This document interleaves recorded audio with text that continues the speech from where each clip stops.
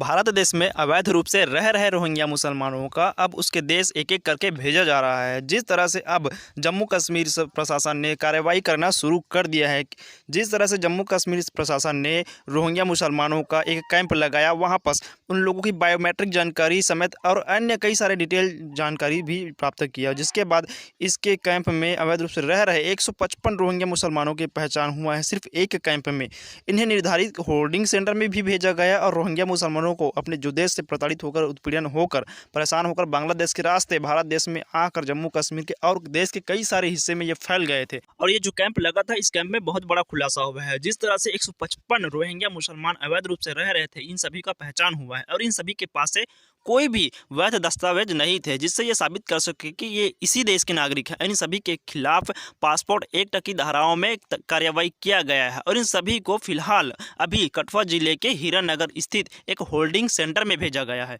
और ये जो है रोहिंग्या भारत देश में अवैध रूप से रह रहे हैं, ये भारत देश के लिए भी बहुत ज़्यादा खतरा है, क्योंकि जिस तरह से हमने देखा कि जम्मू कश्मीर के क्षेत्र में जहाँ हिंदुओं की जनसंख्या ज़्यादा है, वहाँ इन लोगों को बसाकर डेमोग्राफिक चेंज करने की कोशिश भी किया गया था। वही उसके बाद रोशनी एक्ट, आप लोगों को पता होगा कि किस तरह से एक खास समुदाय को, रोहिंग्या मुसलमानों को बसाकर वहां फ्री में घर दिया जा रहा था, ताकि इन लोगों की जनसंख्या बढ़े और वहां सिर्फ हिंदुओं को निकाला जा सके। जैसे 1990 में जब कश्मीर से निकाला था, वैसे ही जम्मू से निकालने की कोशिश किया गया था।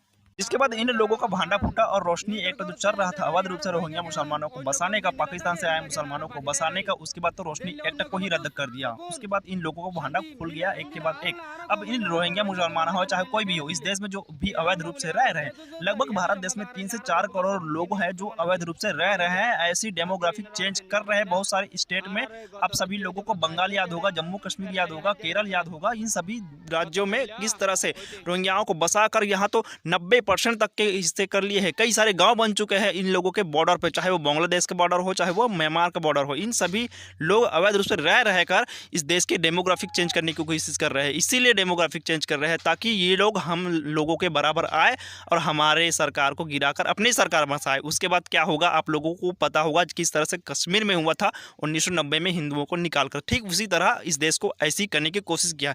लेकिन अब सरकार है इन लोगों के ऊपर एक्शन ले रहे हैं। इन लोगों को बहुत जल्द इसके देश भेजने वाले हैं जो भी है। और इन लोगों को बसाया था अवैध रूप से, जानबूझकर इन लोगों को आधार कार्ड, वोटर आईडी कार्ड सब कुछ बना कर दिया था। उन लोगों के खिलाफ कार्रवाई होना चाहिए। तो यार, आप लोगों को कैसा लगा इन लोगों को वीडियो देखकर कि किस तरह से ये लोग भाग रहे हैं हमारे देश से? इन लोगों को और इस देश में, भारत देश में रह रहे हैं बहुत सारे रोहिंग्या मुसलमान, बहुत सारे अलग अलग जो अवैध रूप से रह रहे हैं। इन लोगों का भी ह्यूमन राइट्स आ जाएंगे, मानवाधिकार आ जाएंगे, इन लोगों को बचाने वाला आ जाएंगे, क्योंकि ये सब हमारा ही भाई है। इन लोगों को बख्श दो, यही देश में रहने दो। और जो लोग यकीन नहीं करते कि इस देश में डेमोग्राफिक चेंज होने की कोशिश कर रहे थे या साजिश रच रहे थे, तो आप इस वीडियो में देखिए, साफ वीडियो में दिख रहे हैं कि जितने महिलाएं हैं उसके 2-4 बच्चे तो दिख ही रहे हैं, जो कोई गोद में लिए है, कोई पीठ पर पाए हुए हैं।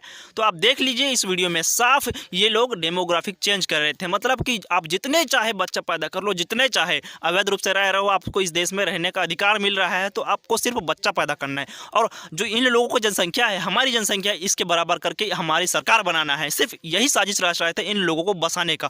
अब ज़्यादा से ज़्यादा इन लोगों को निकालना है, जाना चाहिए, इन लोगों को इसके देश भेजना चाहिए। आप लोगों को अब देख लिए ना इस वीडियो में किस तरह से बच्चे पकड़े हुए हैं। सिर्फ ये लोग बच्चे पैदा करने के लिए इस देश में रुके हुए थे, डेमोग्राफिक चेंज करने के लिए इस देश में रुके। वीडियो देखकर आप लोगों को अच्छा लगा हो तो वीडियो को लाइक करना, चैनल को सब्सक्राइब करना।